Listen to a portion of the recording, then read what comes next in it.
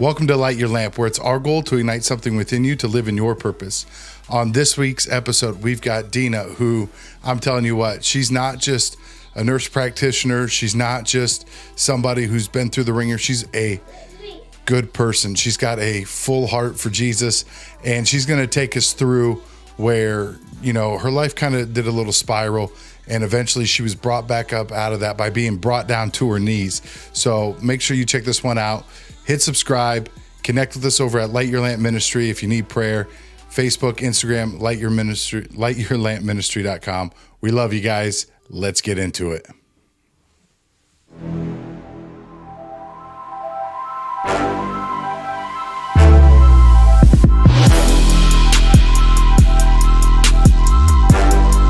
Episode of Light Your Lamp. I've got Deena with me today, and we are going to share her testimony publicly for the first time. Hey. Yeah. Hey. It can be kind of a scary thing, I think, when you think about sharing your testimony for the first time, because what you're really doing is saying, I'm ready to just word vomit my whole entire life out for all of you to criticize, Correct, listen to, maybe use it in a positive way.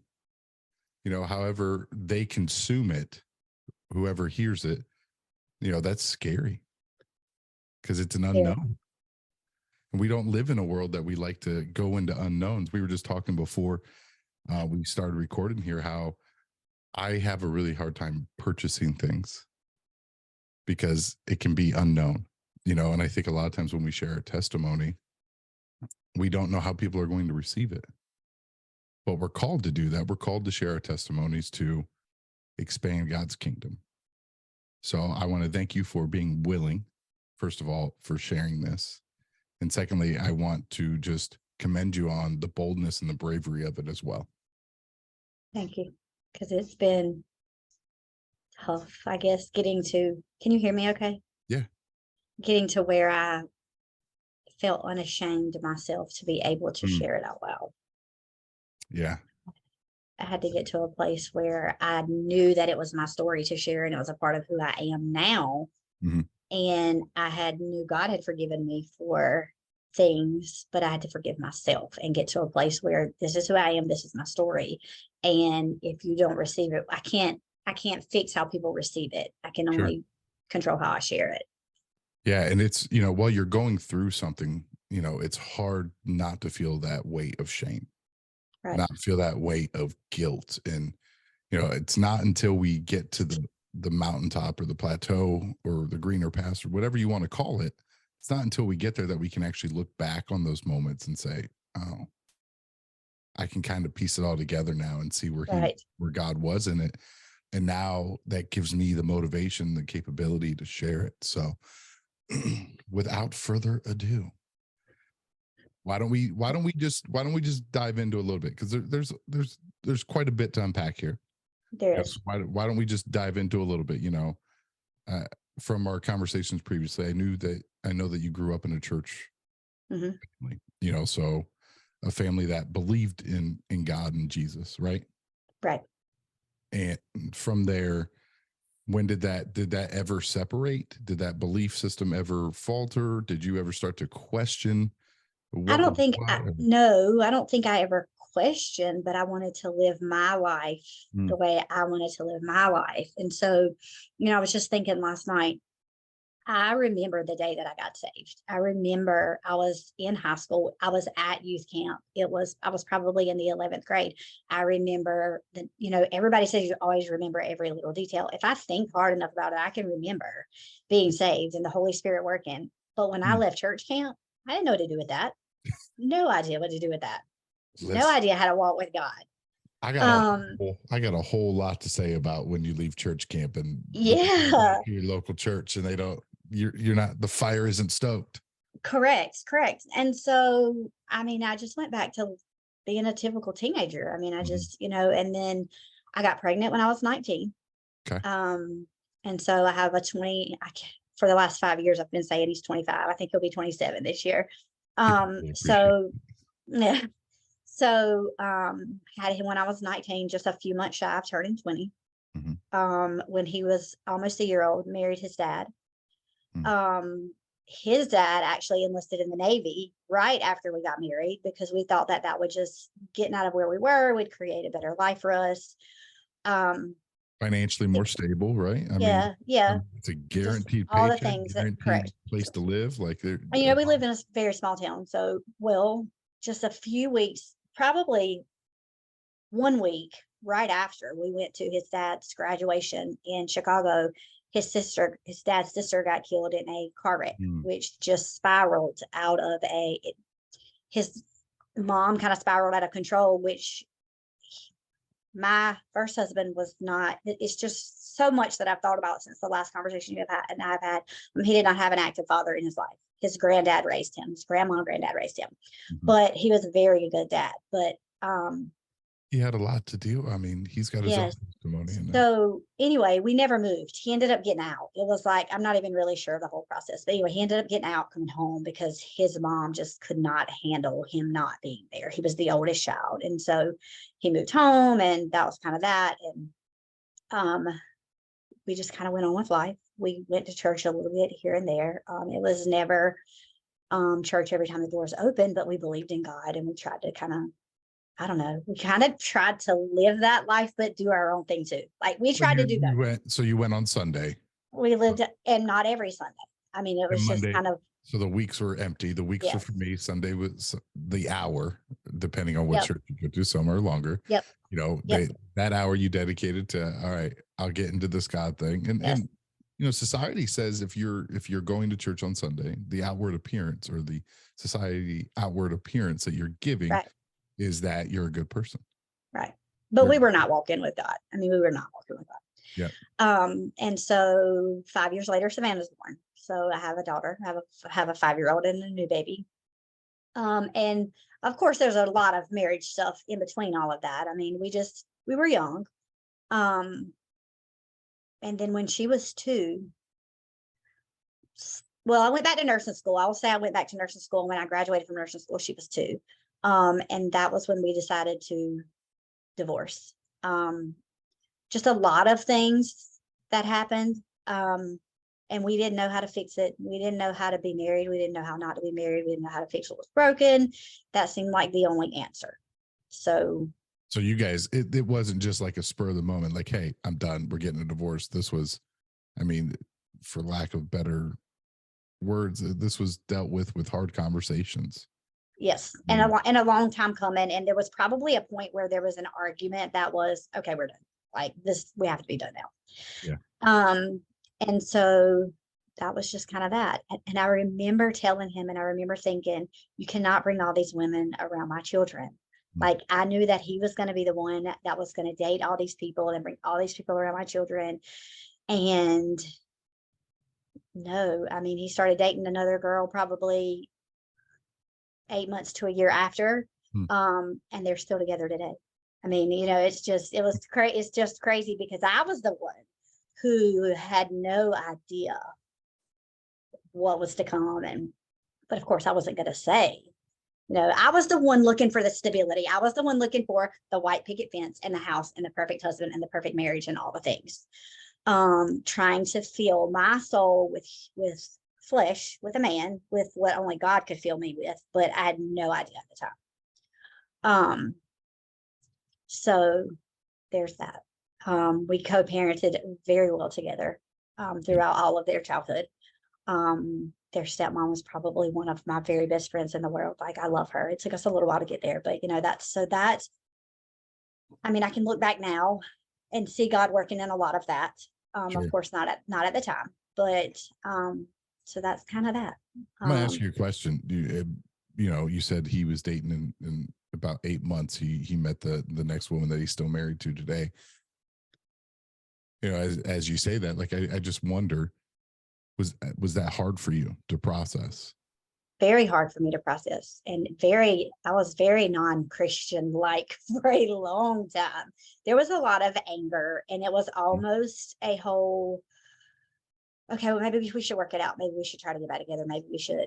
If I can't have him, nobody could. But at the same time, I knew that, you know what I mean? I knew that it was toxic. That the relationship was toxic. It wasn't God-centered, and but let's be real and call it what it is. Yes, You know, yes, the marriage didn't work. So at correct. some capacity, But we I feel, think in my mind, I didn't want it to work with her either. If he couldn't make it work with me, how could we right. why can you make it work with somebody else? And that's because there's an issue then that we've got to deal with failure of, you know, like you said, you want Mhm. that white picket fence and you want that stability. And, you know, we want what looks good. And it even goes back to the same concept of like, even just going to church on Sunday, you know, we want the outwardly appearance that everything is good, you Right. know, and what happens then is, so when it turns out not being good and that somewhat gets exposed through things like divorce or whatever, and then they find it in happiness, we feel like, and we don't want them to have that happiness Correct. because it Correct. hurts. I mean, the It reality is does. the It does. happiness isn't happiness for the other person involved. It's painful Right. because then it brings on this wave of shame and guilt, and just you have to face the reality that, all right, we failed at this. Right. We failed at this. So I'm glad that you're not holding on to any of that anymore, and you know, No. and that you worked through No. all that. But so you got married to him, you got divorced, he got Yes. remarried. What did you do? Dated for a little while. All the things that I didn't want him to do. Brought too many people Yep. around my children. Because I thought, okay, this is going to be the one. This is going to be the one. This is going to be the one. Mhm. And of course, you always want your children to like everybody. But then a couple years later, I met someone who, let's just be real, if we're being real, was Yeah. toxic from the beginning. Hey, it But was toxic from the I don't know. beginning. It was toxic from the beginning, but we still ended up getting married. I mean, it was just, I know that's, looking back now, I think about all the decisions that I made that were just horrible. But in the moment, here's what I think. I was trying to find someone that I could make who I wanted them to be in Mm. God after we got married. No, Makes that's a sense. word. Doesn't make think sense, but makes sense. no, I think it Like makes I knew perfect that I sense. could change them after. So I got married. And I think I got caught up with this one. I think I got caught up in the whole wedding because it was a big wedding. Mhm. Um, and I think I told you before I was in the post office forever. And my mom was like, "What Send took out you those so long?" And I invites, was like, "I don't know. I just had to think about it." And it was just kind of like, and then and it you was still done. did it. Then I still did it, and it was done. And there was no turning back at that point. I mean, obviously I could have, but then that would have come with a lot of embarrassment and shame. And so I just did But it. honestly, like, I don't think you're alone in that. Right. In wanting to change somebody after the marriage. Like, I think that there's a lot of single people out there right now that need to hear that. Right. That Because I you wasn't the problem. I wasn't the problem. Obviously, I was not the problem at the time. Obviously now I'm looking back and I was, but I wasn't the part of problem. the problem. Part of the problem. Correct. I needed to just find that person that I could make who I wanted them to be in To fulfill what all I thought, yes, who I thought they should be in Christ. So I'm gonna act like you're not laughing at me. You're laughing with me. No, You're I'm laughing laughing. with I'm me. laughing because it's it's it's a common theme. Mhm. Like, it's not just you. Like, you're not No, alone in that. And like, I think of all the young people right now that are out there and they're single. You know, are you really dating the person that you should be dating, or are you dating the right, person that you hope you'll be dating after you get married? And right. if it's toxic, you know, we've got an expert here telling you you might want to reevaluate If this. it's toxic now, it's probably going to be toxic later. No, and listen, I'm not saying that a big conversion can't happen. I'm not saying that Right, God can agree. swoop in and change hearts and change perspectives. But my guess is a lot of that will be changed in you too. Mhm. And it won't just be that person. You're gonna Correct. have And it something has to be the different. Holy Spirit that changes. It cannot be Yeah. the wife that changes But it's them. we put parameters on people that we're gonna want, like, and trust. And I think biblically, like, we can't that's an unrealistic expectation. Right, We can't. I can expect God to do something, but expecting him how to do it, I don't know. right, And if I ask for a wife, I don't know who he's going to bring. I already do know who he's going to bring to the door because she's here. But you know what I mean? Like, correct. before that, I don't know what she looks like. And the more parameters I set up, the ability of seeing what he's actually putting in front of me gets lost. So, and I don't think people understand what it means. I didn't. And I truly don't think people understand truly. Wait on the person God sends you. Like, wait on that person. Like, that is real. Wait on that person. Don't go out looking for that person, because you're not, just don't. we're not in a waiting. We live in a consumer culture. You know, instant gratification. I want it now. I can get it now. I can order it on the Amazon. I mean, listen, we have an Amazon warehouse within 5 minutes from our house. I can literally order something as we're speaking, and it may get delivered here before we hang up. Right. So, like, why?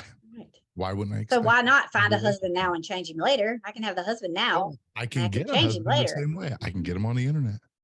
I can get a wife on the internet. Listen, I didn't do that. Hey, don't hate on Lauren and I did. Lauren, that's okay. We did. We met that way That's okay. Right when it all started. In my mind, though, I was thinking order them on Amazon, because that's just where you were going. You can't do that yet. You might be able to in the future. If you can order a bunch of different things. I think you can order pencils on Amazon. I don't know. All right. So the second marriage, toxic. Yeah. We obviously know. And we dated for 2 years. 2 years. I was in a toxic relationship and still got married. I was in a toxic marriage for 2 years. And this was 2010. 2010 was a big year. January of that year, I started my bachelor's program in nursing.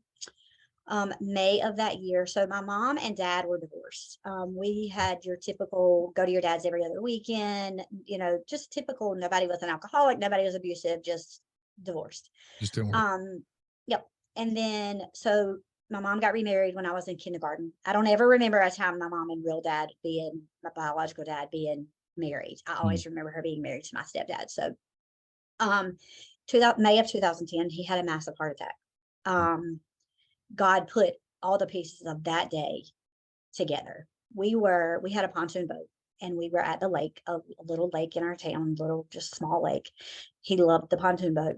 We had gone down to the lake. He rode his golf cart down there, him and my mom. And he told my husband, he was like, just take me out on the boat. While they were out, my ex-husband, my first husband, and his wife, both paramedics who had a jet ski, come to the lake. They're at the lake with their jet ski.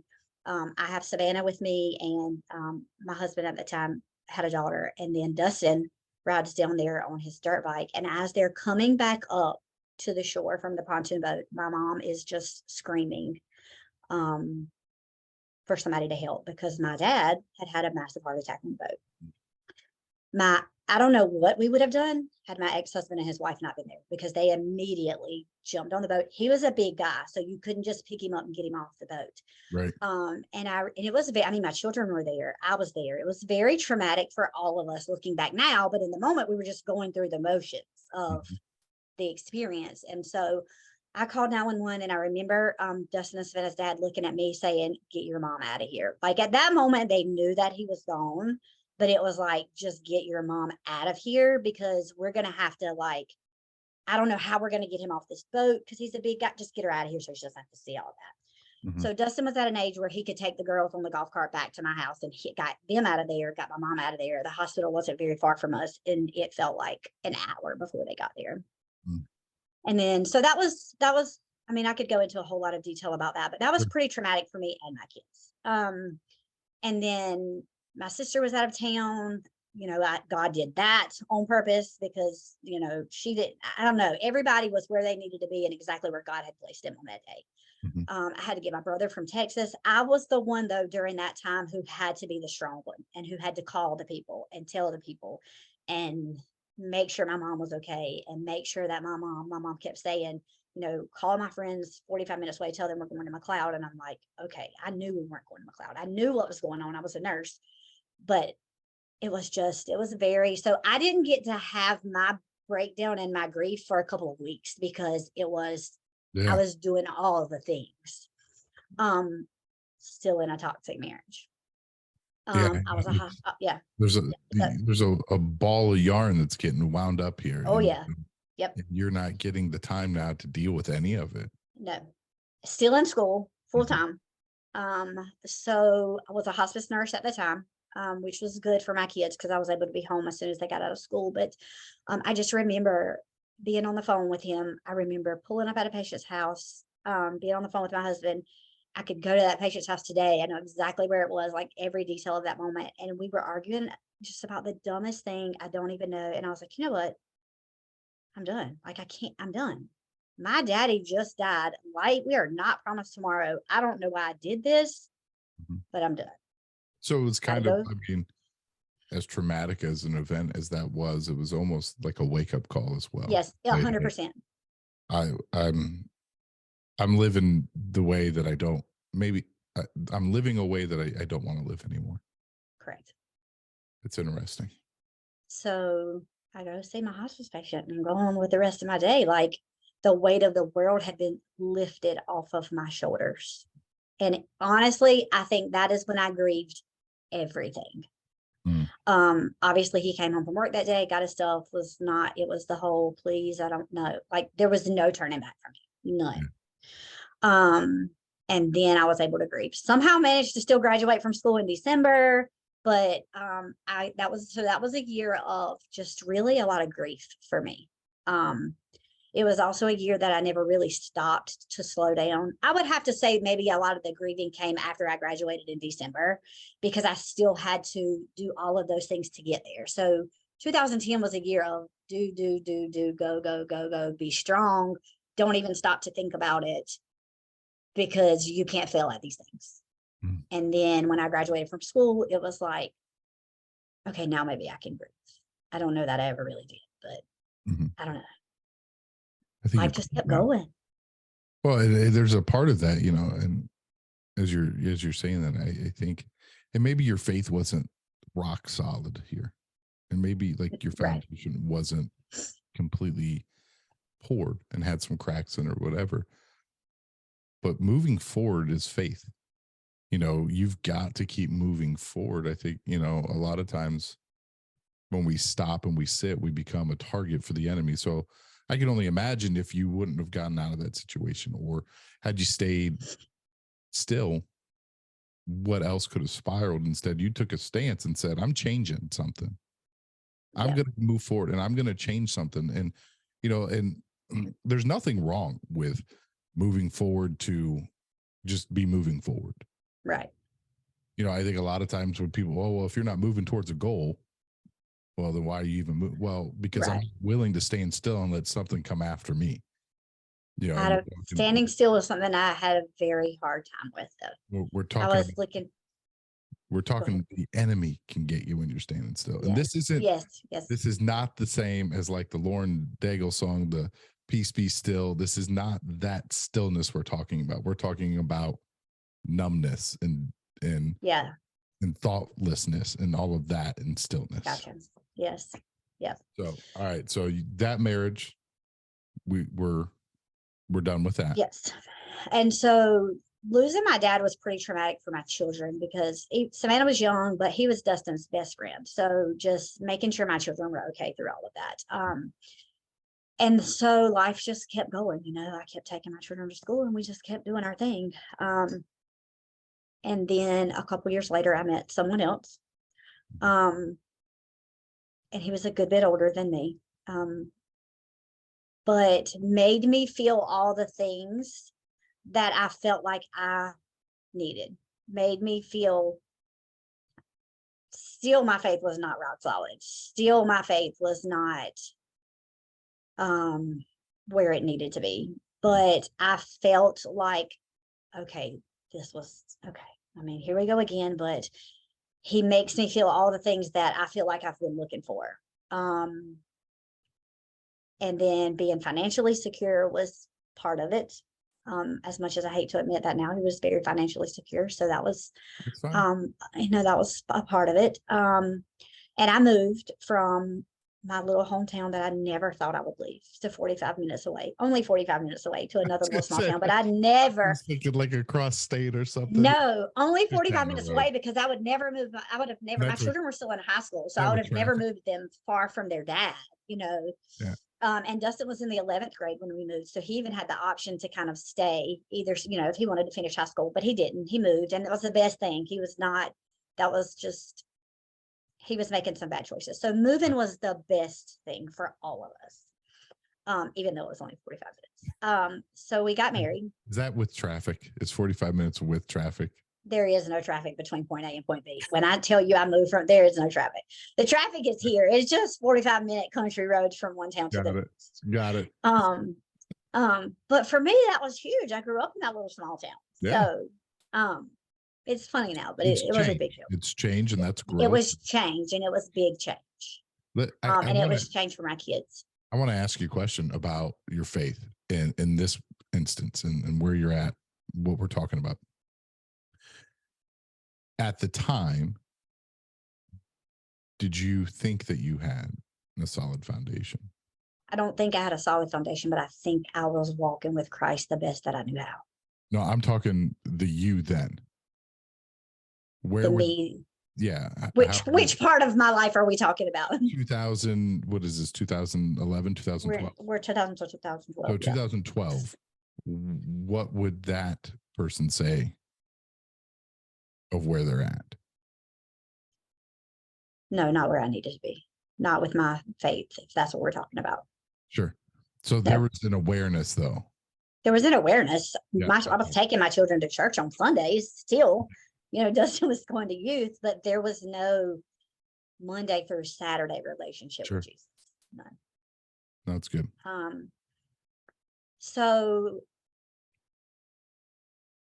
I was married the third time. And of course, there's still shame and embarrassment but I don't know, when you're living in the flesh, I don't even know that you care, like what people think sometimes. I don't know. Maybe you do, but I was at a place. I guess I was at a place where I would considered myself happy, so I thought everything was going to be fine. And here's what people say. Yeah, exactly. So we kind of got settled where we are now, and I went back to nurse practitioner school in 2013. We were financially at a place where I didn't have to work. So I was in school full time.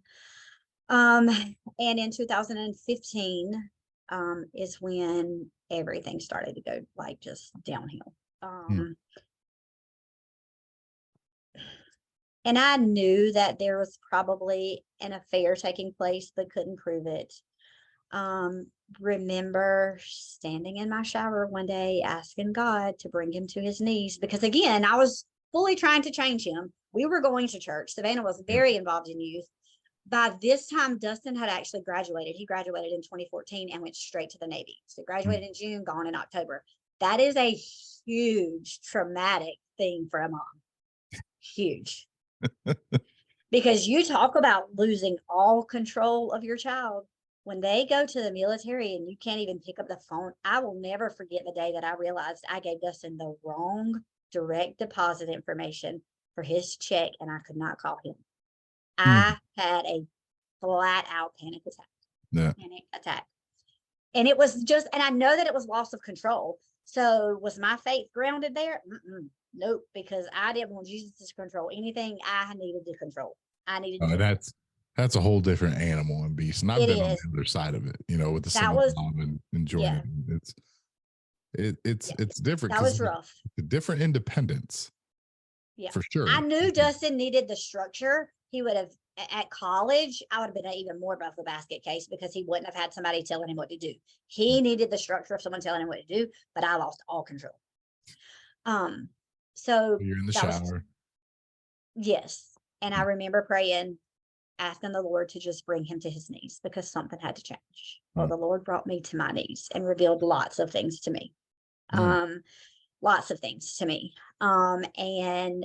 But in my mind, I had to make it. I had to make it to pass boards because my entire life was riding on me passing my nurse practitioner boards, because I knew my marriage was going to be over. I knew it was coming and I knew it was going to be over, but I had to be financially secure to take care of me and Savannah. So that, and then here we go again. Okay. So December, I go take my test, December 15th. For probably 5 minutes, I sat there, because you find out immediately as a nurse practitioner. Oh, really? You hit that button. Oh, yeah. When you hit that button, it says pass or fail. So I did, and I passed, and it was like, but then I knew everything was getting ready to change. Everything. but I mean, that was a win, but I still knew everything was getting ready to change. So that was Mhm. December. In January of 2016, um, I got a job. I knew where I wanted to work as a nurse practitioner, but they did not have any positions open. So I worked there as a registered nurse for 4 months before I became a provider. But during that time, me and Savannah moved out. I had to, I bought my first house for the first time, on my own, bought a house. But that divorce is probably the one that broke me. Um, because here we go again. I'm a failure to my children. Or I felt like I was a failure to my children. That's when I think all the shame and all the embarrassment and all the things just came to a head. Mm. So maybe 2015 was my year of grief. 2016 was my year of, I don't know. Every year I think it's my year of grief, but I think 2016 was my year of grief and healing all Yeah. at the same time. So, And there's nothing wrong with that. There's nothing wrong with if you realize something down the road that you haven't grieved over and you take the time to grieve over it. and I know that now, but when you're Never in a it, long time. Oh, absolutely. When you're when in you're it, it's in it, hard. right. And that's And good. then, You're a mom. You're a mom. You've got a kid who's you lost control of.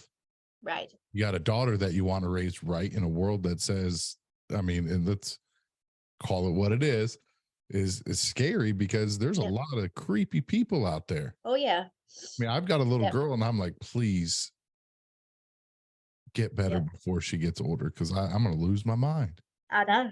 I know. You know, and I could only imagine, you went through the same process there, and I mean, all at the same time, Right. all at the same time, so I'm proud that you took that time to grieve, and I'm glad that you recognize that healing even needed to happen. Right. Because a lot of people don't recognize that healing has to happen. A lot of people just grieve and move on and don't do anything to reconstruct the old and replace the wounds that have caused scars, Right. Right. So I commend you for that. I Thank you. commend you for still moving forward Yeah. and not saying, all right, well, I'm going to go back in the past. I will Right. say that I am glad. I know how this story ends, everybody, so don't, but I'm glad that the parameters were taken down eventually. Yes. Yep. So talk to me about that.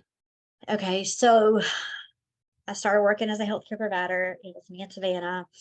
And everything was good. Me and Savannah were going to church. She was very involved in youth.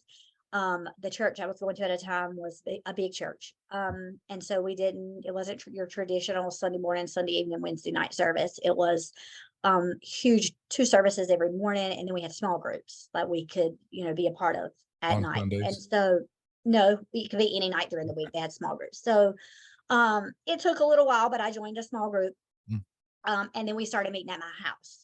So, and it was some of the people that I knew. So the house that I lived in, the house that I bought, I actually lived right beside a girl who was my best friend growing up in my little small town. So she was a huge support for me just during all of that. She was in my small group. They went to the same church, and then some people that I didn't know, that were in my small group. So, I could feel the Lord working in my life, and finally was okay with not having to have a husband and I was okay. And it was okay that I was single, and it was okay that it was just me and Savannah. And it was all okay. Like I felt okay. Um, and then, I mean, life just was kind of going on. Savannah was in high school, and, she had her friends, and life was just life. And we were going to church, and we were good. And then I have a friend who says, I want you to meet this. No, like, nope, I'm done. Like, no, We've done this. Yeah. no, I've been down this road too many times. I hear you. And I said no for a long time, as did he. Because this was a mutual friend who was like, I have this girl I want you to meet. And he was, no, absolutely not. I've been down this road before. I'm not doing this Saying again. no to. No. And then I don't really know what made me say yes finally. I think it was just, I think on both sides, it was just to get our friend to shut up. It was like, okay, yes, I'll talk to you on the phone, just whatever, just okay, fine, whatever. And then phone conversation led to, our first date. we went fishing on our first date. It wasn't your typical movie. It was a fun first date. I That's, felt like I could be me. I that's a didn't good feel first like date. it was a good first Yeah. date. It was I'm telling everybody where I am first date in case you cut my head off and throw me in the water for some reason, because there's a lot of psychos in this world, but Yeah. it was fun. It was fun, and it wasn't sitting watching a movie, and it wasn't. You gave me a flashback to one of the first dates I ever had. I took this girl fishing. I love to fish too, and we've talked about this. Yeah. And I had caught a smaller fish, and so I cut its head off to catch a bigger fish. Yes, right. And this girl was like out. She looked at me and said, "I'm done. We're leaving." Because I had that's funny. smacked it on the concrete, cut its head off, and she looked at me like I was a psycho, and I was like, "This is normal." Right. And so this is let me tell you this story. So we're on our first date and we're going fishing, and he's like completely taken aback because I'm gonna bait my own hook. And he's like, "What?" And I was like, "I'm gonna bait my own hook." So then we catch a fish to cut the fish's head off to catch a bigger fish, and I cut the head off. Mm-hmm. And at that moment, he was like, "Oh, I'm hooked." Because if you can, it was like completely different. He was like, "You can, I mean, like, you're not even afraid to touch this stuff." Mm-hmm. And so, we started dating. That was what it was. We didn't date for a very long time. I knew that he was a Christian. So let me back up for just a minute, just because you and I have had multiple conversations about this. But husband number 2 didn't have a father in his life, and I have had conversations about this, and that being part of your ministry. Husband number 3, yes, did. But my husband now did, without telling a lot of his personal business, did have a father in his life. His father was a preacher, but there was a lot of, if anybody in this world wanted to give up on life, my husband now is somebody who had every reason to. But that's his story to tell. Yeah. So anyway, we decided that we were going to get married, and there was never a doubt for me. There was never a, do I really want to do this again? This is toxic. There was none of that. And divorce was taken off the table before we ever got married. Ever taken off the table. His dad, who was actually a preacher, even though he wasn't in like a specific church, just because a lot of things had happened, his dad actually married us. And it was just, I don't know. It was very different because it was God-centered. It was God-centered. And it was just very different. And what's interesting, like when you listen back, and I'm sure you will, when you talk about your previous marriages, they're you-centered. Mm-hmm.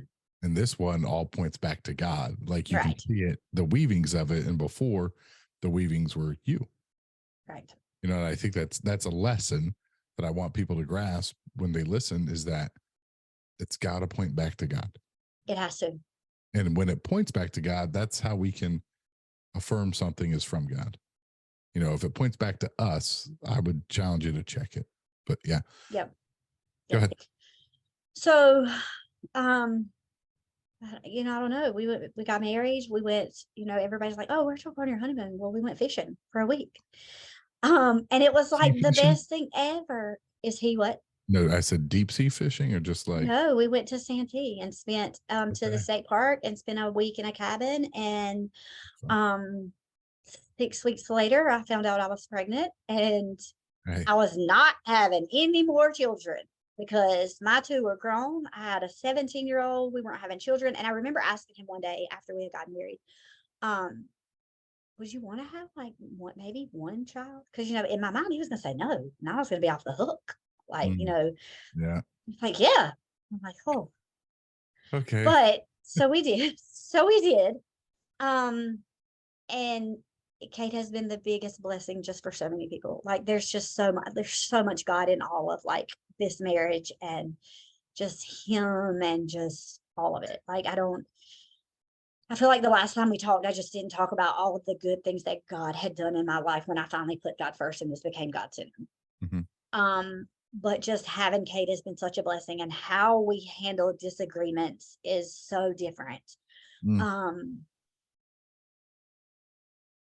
I don't know, I just can't say enough. I can't say enough. And sometimes it's even hard to even put into words, but Well, God, I am walking with God Paul every talks day. about it. Paul talks about it. The peace that we'll have is essentially undescribable. It is. We have moments like that, and it's you want to tell somebody, and this is the hardest part about, like, I believe, when sharing your testimony, is you want them to feel that feeling. You want Yes. them to experience that in their heart and in their mind, but I cannot articulate what it is because there's no words for it. It's No. just it's different, and not different Yes. in a bad way. It's different in a way that'll change your life. Yes. And I feel like, sometimes looking back, I feel like, my children are going to have some PTSD. My older children are going to have some PTSD, and they're going to have like some things, some healing that they need to do. I Maybe, do feel like that. maybe not. Yeah. I mean, I don't know. But I feel like God gave me, not that I was a bad mom. And so sometimes, I don't know, when I talk about my children, No, it was listen, not that I was a bad mom. you're not a bad mom. You're No, not a but I bad feel like mom. God gave me another chance to get it right with this one. Not that I got it wrong, and I don't want my older children to ever feel like I'm not going to call it a this. chance. I'm going to say he gave you another reward. Yes.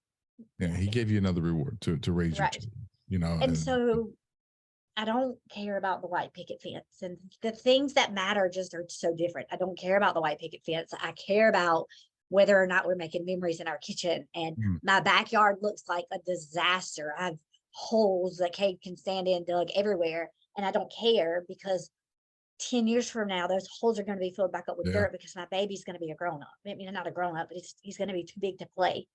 I don't care that there are literally toys in every room in my house because one day there's not going to be.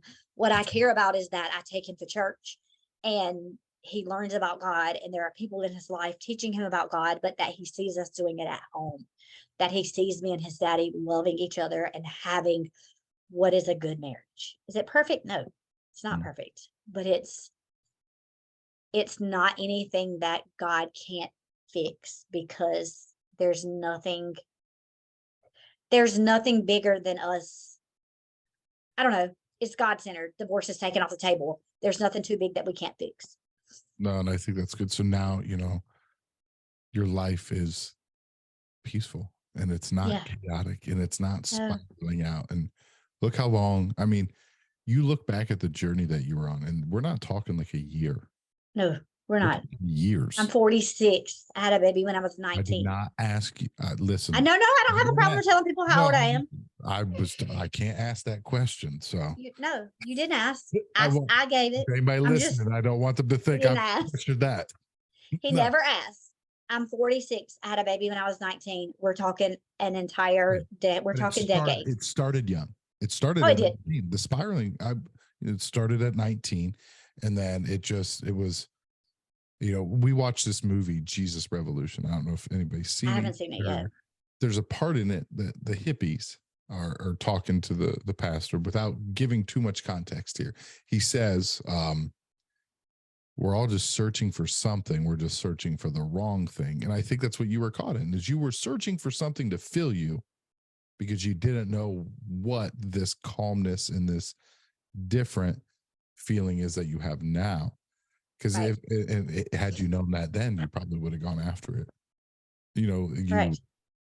You're somebody who's determined, driven, and you're going to go after what fills you, but knowing what fills you was the hindrance. The thing. That's right. I did not know what filled me or how to get what filled me.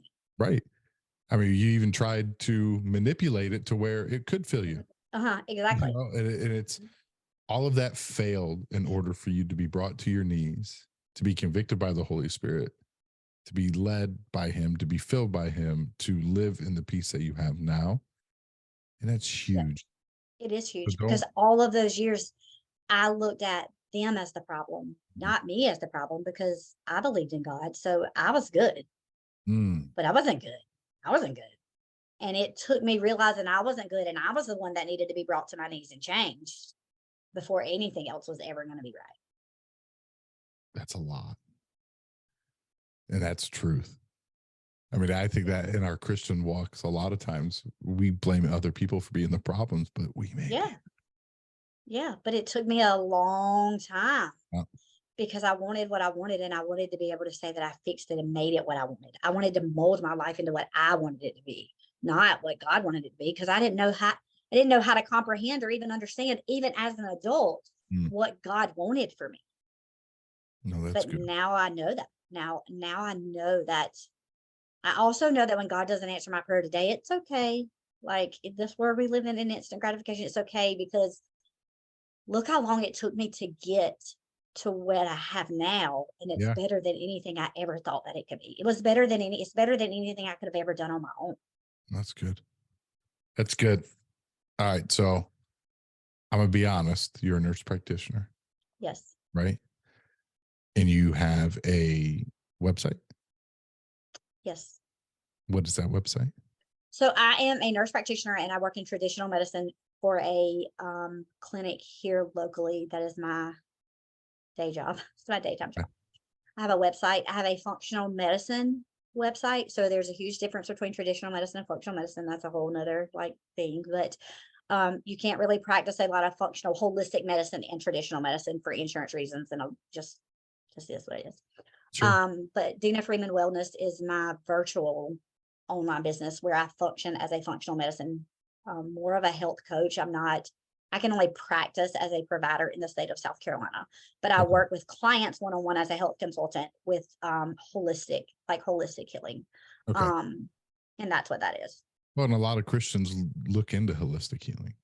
They do. A And lot something of that them I did do. not realize until the last year was chronic stress creates so much for us as far as our physical health. Mhm. I didn't look at my life as being stressful, Mm. right? I didn't have trauma. I wasn't married to an alcoholic. I wasn't physically abused. That wasn't trauma. I did not process my life as being traumatic until the last year. Yeah. And now you just told everybody. I know. And that's Yeah. okay. I'm okay And how with do that. you feel saying that?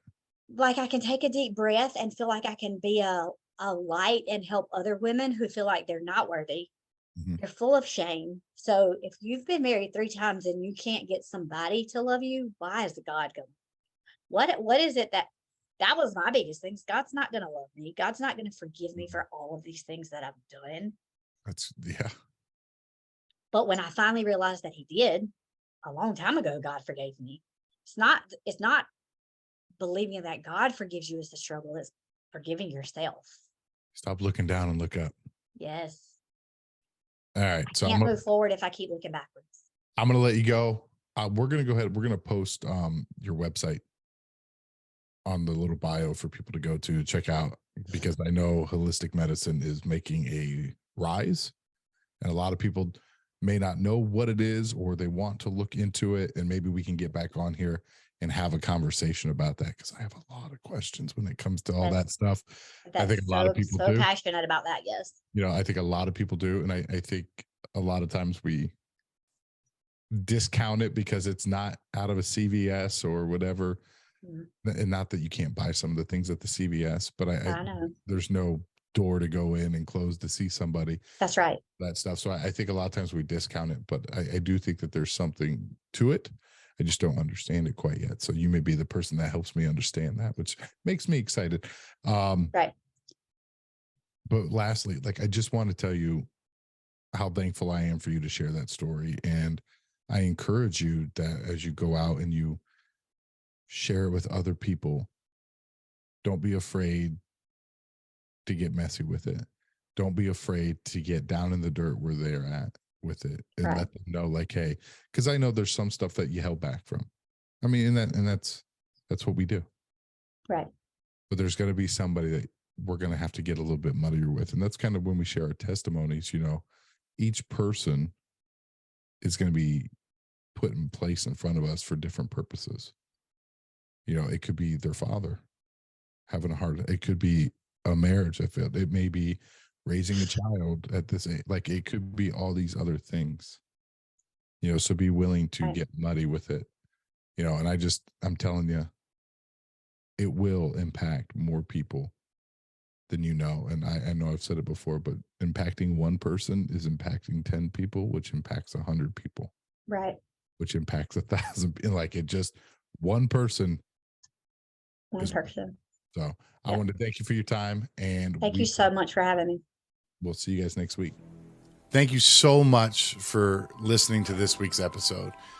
Head over to Instagram and Facebook at Light Your Lamp Ministry. Connect with us, follow us, share it with your friends, light the world with us. And if you need prayer, head over to lightyourlampministry.com. There's a little prayer request button at the top there. Send your prayer request. We're waiting to pray with you. We love you, and we'll see you next week.